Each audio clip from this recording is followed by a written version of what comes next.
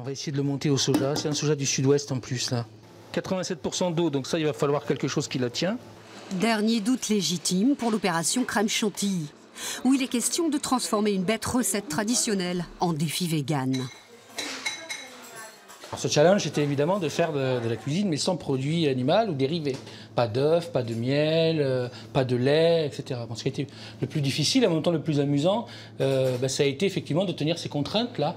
On expérimente, on réfléchit, on est en collectif et donc on le pense aussi ensemble. On va regarder d'autres recettes, on va voir sur Internet, on l'imagine, on en rêve un peu parfois, on stresse, puis on finit par s'amuser.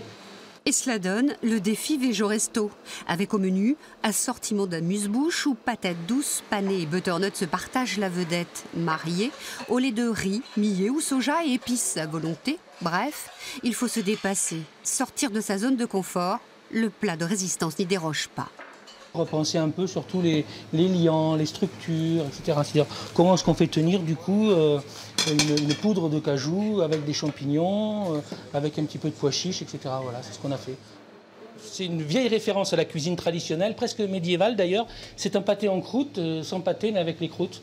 C'est des lentilles du Tarn. Et puis il y a un insert de noix de cajou à l'intérieur.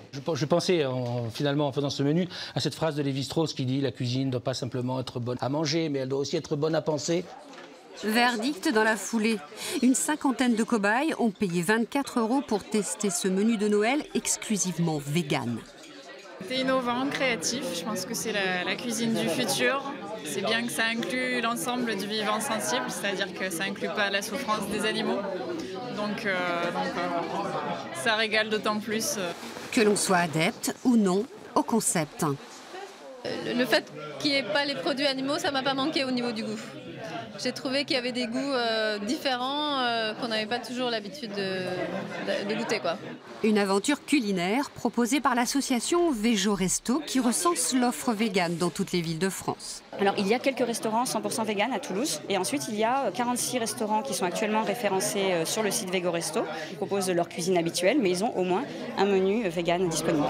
Si le public est restreint, la pratique a le mérite de bouger les lignes en cuisine.